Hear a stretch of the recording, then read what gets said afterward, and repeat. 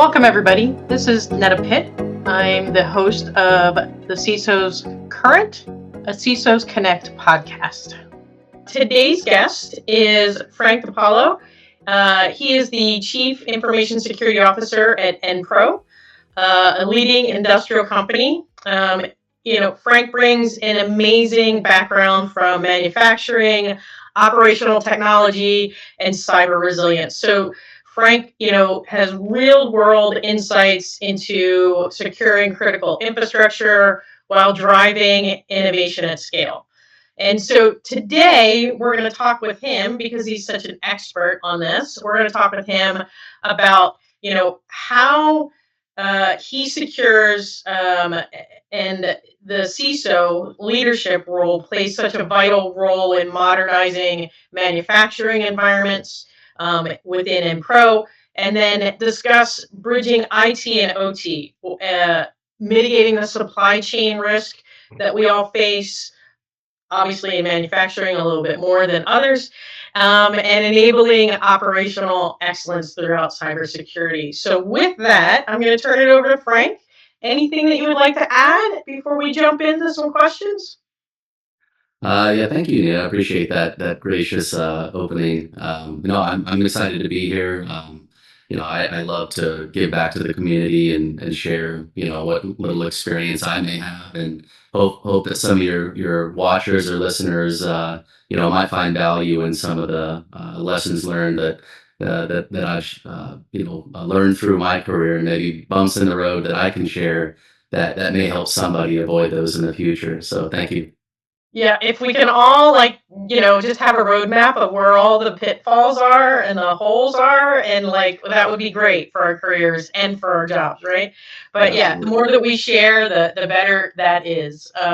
So again, thank you so much for being on this. Again, this is our start of the podcast. We're going to be doing this on a continual basis, tied with CISO's Connect. So I think it's a good offering, and it allows us all to really just have a conversation about what's going on in our environment. So with that, I'm going to jump right in and say, we all have different challenges in our vertical stacks, right? I mean, security is security across the stacks mostly, right? Our vertical industrial stacks. However, manufacturing is latent with, or not latent, is exploding with IoT devices, right? And how do you really secure the operational technology, the IoT environment that you have to have for a manufacturing organization? Give us some thoughts on how you approach that, how you kind of tackle that, and where you're, kind of fighting the fires right now. Because, and I will bet you, I know one of the words that you're going to say, but you're fighting the fire on trying to figure out how to integrate some of these capabilities into your organization. Yeah, absolutely. It's kind of interesting if we think about IT versus OT. Two environments both leveraging technology within our organization, but the objectives of how we administer these environments are vastly different, right? So in IT, we really care about data confidentiality, where in OT it's more about availability and uptime. And so these goals really kind of creates a little bit of friction or conflict when we have to figure out, well, what's the best approach to managing these environments. And so when we think about that, we also think about the fact that, generally like the CIO's organization is responsible for IT, but when I joined Enpro 7 years ago, I asked the question, who's responsible for the OT environments? And it was like probably many of your listeners who work in manufacturing was probably like this a blank stare, like, well, I've never really thought about that. So I guess even getting started can be a little bit challenging, but nevertheless, I learned that I am responsible for securing OT just as I am IT. So there was no confusion there. So the way that we get started is when we think about OT environments, there's some different nuance or challenges that we have to contend with, right? Where we have IT, we can, in my experience, my past, I've been able to create some consistent standards. There's best practices and frameworks that really kind of drive how you can systematically protect all of the things that sit in the IT side of the environment. When we look at OT, we have some very different things that happen. An example of this is we often have a lot of third party owned and managed infrastructure in these OT networks. And as a result of that, we can't deploy our security stack, which in the IT side is non-negotiable, but on the OT side, it's we can't even deploy it because it might break a certification from one of these vendor provided systems or legacy tech, right? These systems, they run a multi-million dollar piece of machinery, and they're running Windows 7 or an unsupported version of Windows 10, heaven forbid XP, but it would cost the mainframe. In those examples, it would cost a company like Enpro millions of dollars. We probably potentially have to replace the whole machinery system and the PC as well. And as a result of that, we're forced to maintain a lot of legacy infrastructure, third-party managed infrastructure. We may even have situations where third parties need remote access to be able to support according to the terms of the contract. So now we also have to provide from the internet a mechanism to safely and securely allow a vendor into your network to support that expensive and critical piece of machinery. And so, it creates a unique set of challenges, and we've had to really, sharpen our pencil on looking at high-level objectives, right? Remote access, right? We don't want to give them the same type of entitlements and trust that we do our corporate users, but we know they need to access systems. So we've had to look for some I guess non-traditional types of technologies to really allow these things to occur within our OT environments. And so the big thing around all of this is segmentation, though. I mean, it really starts with ensuring that these smaller micro segmented environments don't have reachability into your corporate networks. And when I first joined Enpro, we were one flat network.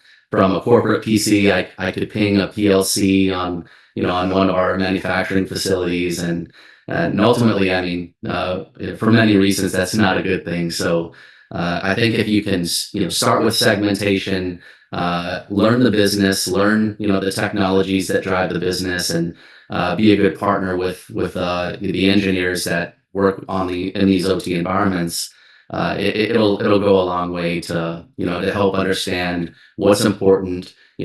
How far can you go in securing these systems? What's the best approach? And not thinking that there's a one size fits all solution to securing an OT network.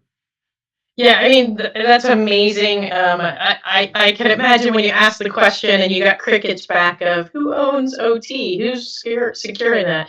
You're like, well, I asked the question, so now it's mine.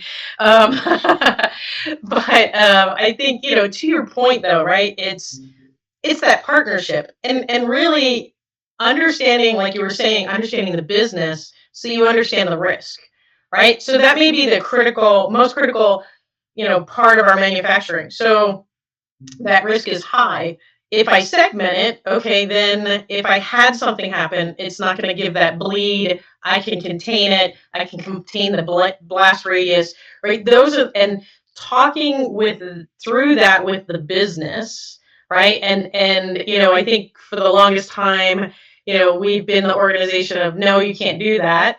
And now we're like, yeah, you're going to have to do that, but we've got to put some boundaries around it, right? And some at least visibility for us so that we know what's somewhat normal. I say that in quotations, but what's normal on our network, what's not, what's abnormal behavior, and then be able to contain it, right? And I think in the OT environment, that's really, I mean, and correct me if I'm wrong, but that's what I'm looking at is how do I contain, right? How do I stop the spread? How do I, for a lack of a better term, if you listen or watch The Last of Us, or whatever, it's containing, right? How do you Yeah. contain the contagion, right? How do you contain that spread so that you can deal with just that and not something throughout your organization? So amazing, amazing advice, and I love the fact of how you're partnering with your business to be able to talk about that and get through that, and then be able to drive that ownership, and uh, so that you can enable the business to run faster, right? Yeah. So speaking of that, that kind of drives into the next question. The cybersecurity awareness, right, and the across distributed organizations, industrial organizations and enterprises, right? So I think in my view, half of the battle is, we're talking to ICCISOs as becoming one of the most educated individuals for the business, because we have to know about all segments of the business, because everybody's using technology, whether it's on the IT side or the OT side. And we don't get to specialize in finance, or supply chain, or industrial engineering, right? Like, we don't get to specialize. We have to know all of it, and we have to know it all, how it connects. So when you're talking to your business partners, right, in those various different areas where they kind of specialize in a specific niche of the business, how do you help them understand that cybersecurity is part of what they do, how they have to own part of that, and how you partner together? Walk us through how you do Uh, that. it's a great question. And there's a famous quote, I think, for the MBA folks that might watch, like Peter Drucker said, strategy or culture eats strategy for breakfast. And so for me, I think that has definitely proven true in all of the senior leadership or CISO, CISO role that I have now. And so I think that in order to build that, I guess, openness and dialogue and have communication with business leadership, it starts with establishing a culture. And how do you do that? For me, the things that have worked have been, intentionality, right? You can't just, pardon my French, but you can't just half-ass it. Like, you got to be deliberate. I always say that one of the best skills that I bring as a CISO is a good marketing mind, because it's not just solving tech problems anymore. It's figuring out how to sell. It's figuring out how to speak a different language other than tech, or the language that your cybersecurity engineers speak. And so, intentionality is a key part of that culture building. It's consistency, so it's not just doing thing once and expecting it to stick. It's figuring out what approach you want to take to solve, problems, and speak a different language. I call it the language of the business, but I've heard people say, well, cybersecurity is part of the business. I don't disagree with that, but I think your listeners will understand what I mean. It's not inundating people with technical jargon, but really learning how to communicate our initiatives and our goals and objectives in ways that resonate with them and matter to them, making it personal to them, and figuring out how to do that. So intentionality, consistency, and really just figuring out what are the priorities. How do you want to go about building a cybersecurity culture across your organization? And I think it also goes back to one thing that you were really hitting on is just being business aligned, right? Cybersecurity culture isn't just if you see something weird on your PC, or if you get a phishing email, report it. It's far greater than that. It's establishing rapport with people. So if they have a question about anything, they're not afraid. They don't feel like they're going to be belittled for bringing questions or problems, no matter how simple or complex they may appear to the user. And we we really try to embrace that, see something, say something mentality. And not only that, but we also try to, with any initiative that we do from a security awareness perspective, we really try to embrace this mantra of making it personal to everybody. And so how we do that is like Cybersecurity Awareness Month, right? The U.S. government has this month every October. They really focus on all initiatives, cybersecurity related. And so we've kind of taken that, and we're not big enough to have a whole month of activities, but certainly we can fill a week up pretty well. And so we've been doing that for ever since I joined Enpro. It's something that I learned during my time at Humana, who does a whole month, and they do an amazing job. And I've carried that, with every role I've had since then. And we really try to focus on bringing initiatives that resonate with people at work and in their personal lives. And we found that if you can make it resonate with people, your employees personally, then it'll hit a little bit different. Yeah, no, we have, I mean, in my past positions, that's what we've done as well, right? You tie it to something that they need to understand for themselves and to keep themselves safe, because we're all on our phones or on our tablets or on our laptops. Like we're all connected all the time. So what helps me in my day-to-day life? Oh, I'm also going to translate that into it's something I do at work, right? And they go together. And the more we can educate individuals on, hey, you want to watch out for this, or like this is not the norm, right? You want to, that helps, right? Because I hate when people say, humans are the weakest link. Unfortunately, that is usually the case, but they're the weakest link if they're not educated, right? And if we can educate them and make it connect and make it sticky, then it helps us. So I love the fact that you're doing that. When it comes to, you were saying something about um, you know making it connect, and then working to partner with the different business groups. um, how do you make it so that your goals connect? Because at the end of the day, all of our goals connect, but they're not connected individually, right? And the other point that you were making, so maybe you could touch on that, but the other point you were making is how you communicate in the business terms. How are you pushing that down through your organization, right? Because you were saying, like, well, my security engineers, they're going to talk in a specific way, right? It's a little bit more techy, and sometimes they lose other people. How are you helping to push that down? Because inevitably, your security engineers are the people that are the front line, usually to the business and talking to the business anyway. So maybe if you could touch on those 2 points.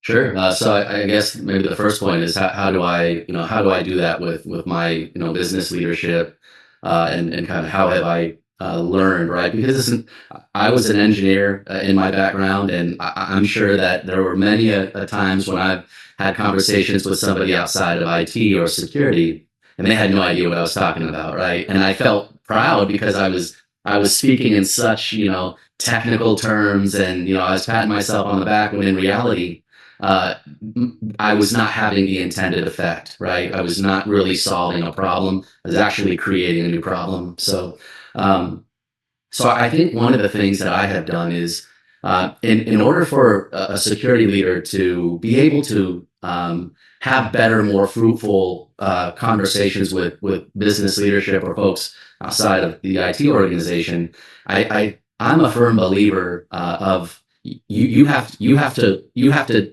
take the responsibility of learning their world, right? So you have to learn the business. So everybody within my organization, I encourage everybody, look, even though it's not part of your job responsibilities, I encourage everybody. Enpro is a company comprised of many businesses. We grow through M&A, so we have businesses that do many different things across different manufacturing verticals. And I encourage all my team members to really learn what each business does. Because I think if we know or we connect with what drives business, then we'll know the motivations behind the business leaders within each business unit. So how that resonates with me is I kind of have to take it even a step further. I have to understand and put myself in the shoes of a GM, for example, or a plant manager. And I have to know, well, what things, if I say, hey, we've got to roll out a new endpoint detection and response solution, and you may have a 5 minute, or we need a reboot window or something like that. I have to for me, that's trivial. I'm like, oh, one reboot? Yeah, that's not a big deal.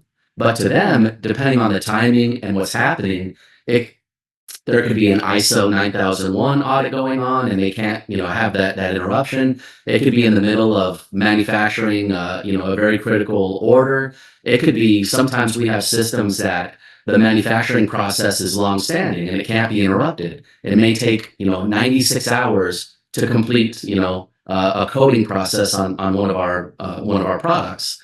And if I don't understand the impact of that, then to me, we're going to be misaligned, right? And there's going to be probably a lack of respect and appreciation for each other's responsibilities to the organization. And so I think for me, it's really putting myself in their shoes, trying to understand what they do, how they do it, and what problems they're looking to solve, and how they're seeing the problem I'm bringing to their feet as a potential impact.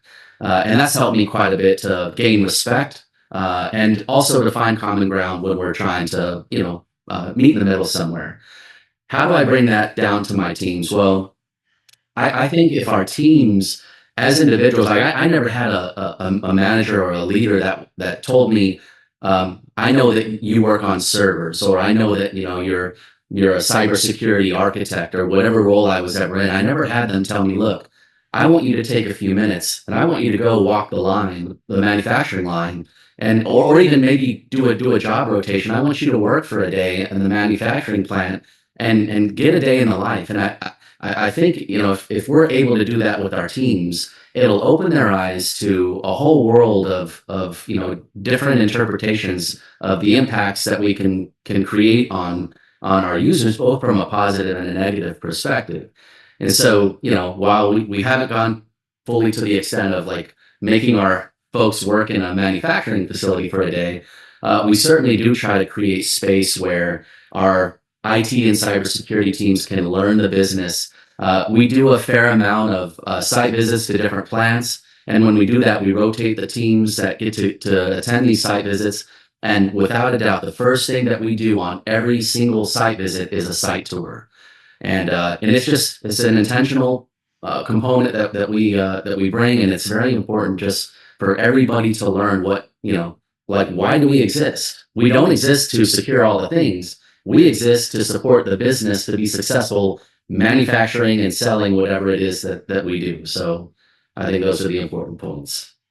Yeah, I mean, so you said you started your career in engineering. So I started my career as in process engineering, right? So my brain goes to process every single time, and my team, my teams in the past have been like, "Why are you starting with process?" And I'm like, "Well, we can make the process." We cannot fix the process, and we're just going to get bad results faster if we automate it or throw technology at it or whatever. Let's figure out what the process is, and 9 times out of 10, when they're going around what we want them to do, it's because there's friction, right? And whatever that process is, whatever we've deemed that process to be, right, for our security purpose, it's adding friction. And anybody that's trying to get a job done is going to try to figure out how to reduce the friction, right? And so, to your point, if you know what the process is and you understand how it works, you come from a different point of view.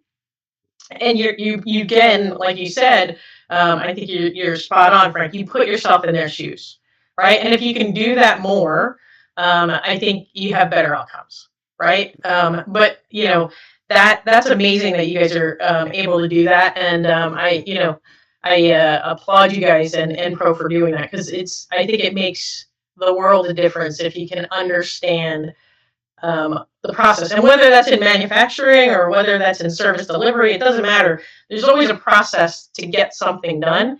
and you have to understand where those bottlenecks are, what the end goal of it is supposed to be, and where that friction is, because those are really what you're trying to solve. And if you can solve those and do it securely, it's a win-win all the way around. Yeah, So yeah, I think like a little bit of empathy goes a long way. If you can empathize with the other person, then it definitely helps quite a bit for sure. 100%, 100%.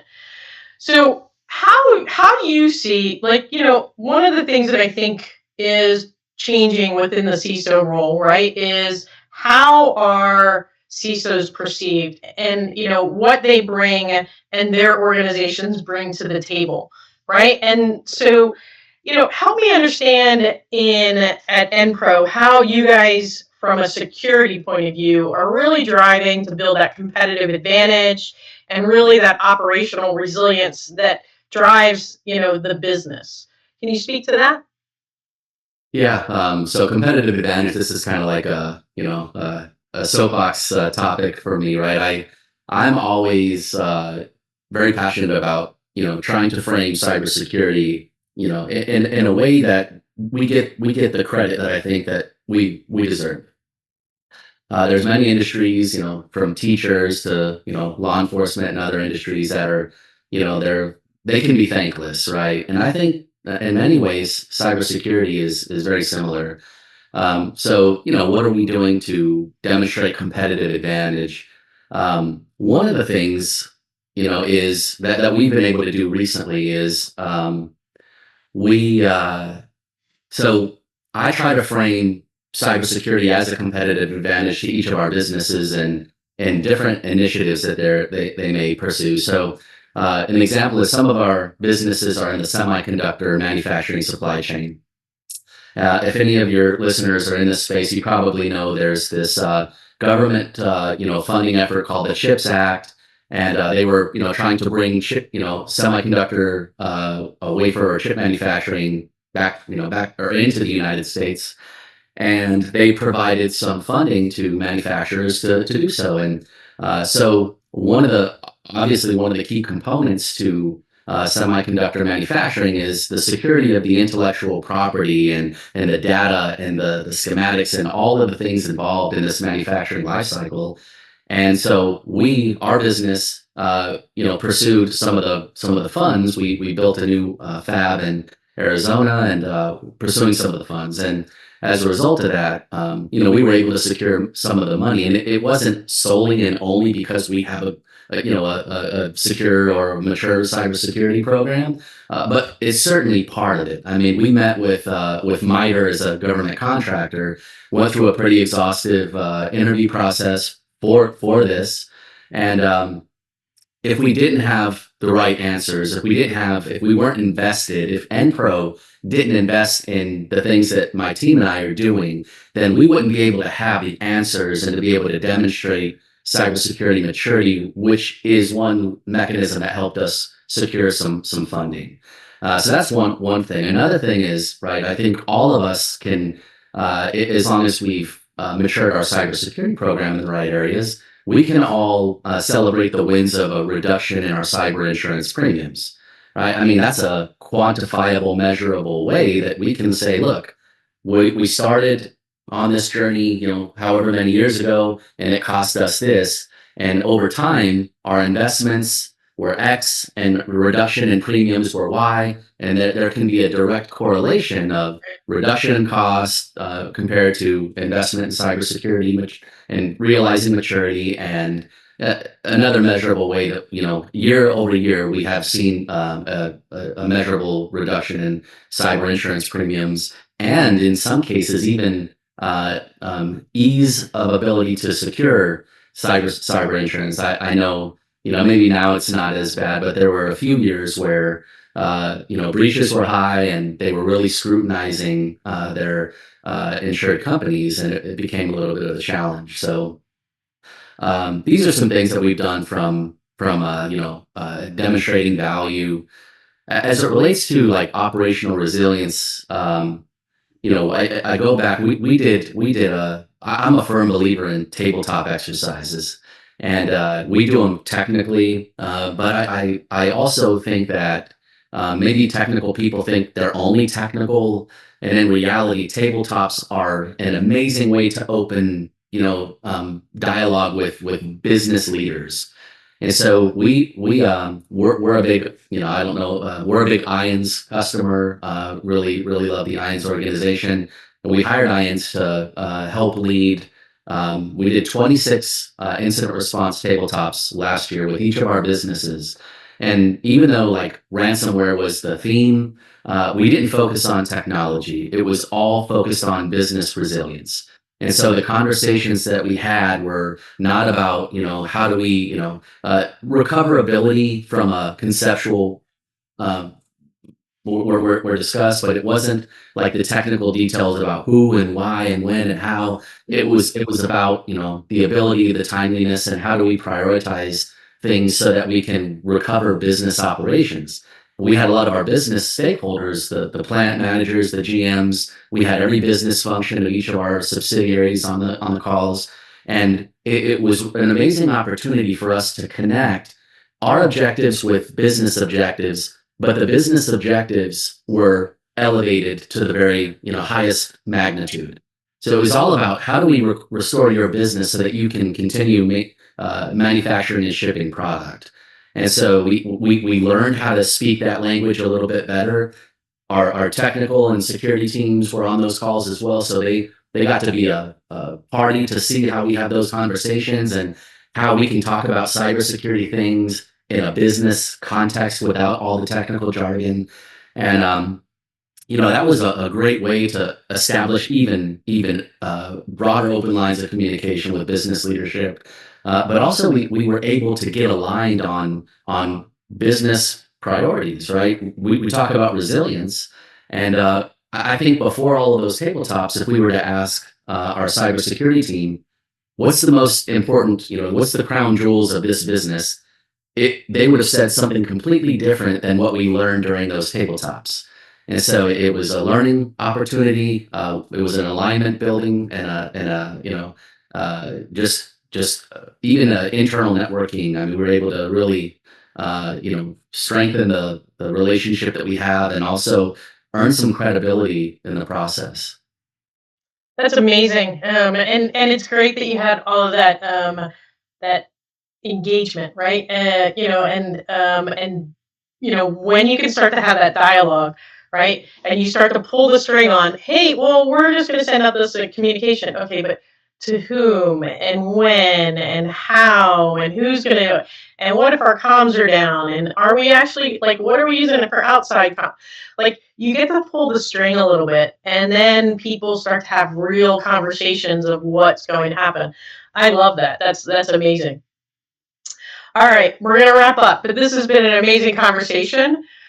If you could, Frank, tell, not all of us have a million, like have a half hour to sit and listen to this.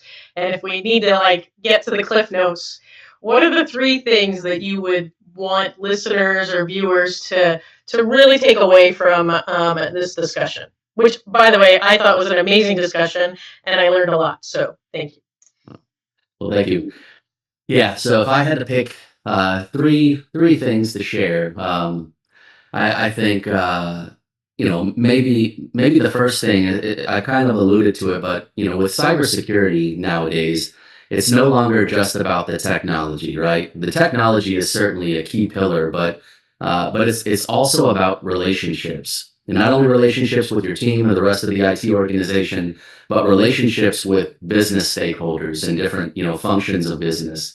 And the way that the ability for a security leader or a security professional to really establish good open lines of communication and strong relationships can have a direct positive correlation on how successful a security program can potentially be.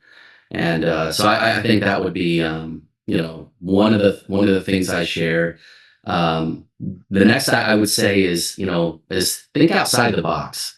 I'm a firm believer that what got us here won't get us there, and so while we can look back on past experience and lessons learned, I also think that there's a certain element where we've got to be willing to take calculated risks sometimes, especially in this landscape where the technology landscape is changing so rapidly with AI, and we couldn't do this podcast without me saying AI. So I was going to say that was the word I knew that was going to come up. yeah. So with that, I mean, in all honesty, it's just technology is advancing so much. It's creating new business risks. The business also wants to leverage emerging technologies in new and innovative ways. In manufacturing, for example, we don't just make parts anymore. We're trying to, collect metrics from old, antiquated machinery for predictive maintenance purposes, and we want to do predictive analytics for sales forecasting and all these other things that are requiring manufacturing companies to call on technology in innovative ways. And so in order for us to really enable the business, we just have to think outside the box a little bit and be willing to fail and to learn from our failures. And then the last thing I would say is, when I think about like just this, a podcast, right? Somebody, having two people having a conversation, sharing their experiences. I think that if somebody made it this far and they watched the whole podcast, or maybe they watch other podcasts, there's an opportunity for, these people, they might have connected with something that one of these podcast guests has said. And if if any of your listeners ever hear somebody talk, or something someone says really resonates with them, I would encourage them, reach out to that person. I mean, with LinkedIn and other social media networking, it's easy to find people, but surround yourself with people that say things, or give you, trigger new thoughts in your mind, and really kind of challenge your thought process. And don't be afraid to cold call or reach out to people, blindly on LinkedIn. And mentorship is a key part of that. Like, if depending on where you are in your career, even if you're a senior person, find someone that that you think might have things value to add, new insights to teach you, and seek to learn from them. Yeah, no, I mean, you can take all three of those and apply them to your life, right? Like, those are like, building relationships, seeking mentorship, making sure that you're constantly challenging your thought process and what you believe in, and how it all fits together. So you can, again, tying it to your own life and making it about security. Amazing. So, Frank, I really appreciate it. This has been an amazing conversation. Again, I learned a lot. Thank you very much. Um, Please, hopefully, we'll be able to have you back on for another conversation in the future. And I just wanted to thank you again for being on the podcast. Thank you. I appreciate the opportunity to share. Awesome. Awesome. Thank you, everybody, for joining us today on the CISO's Current, a CISO's Connect podcast. I look forward to seeing you on our next episode. Thank you.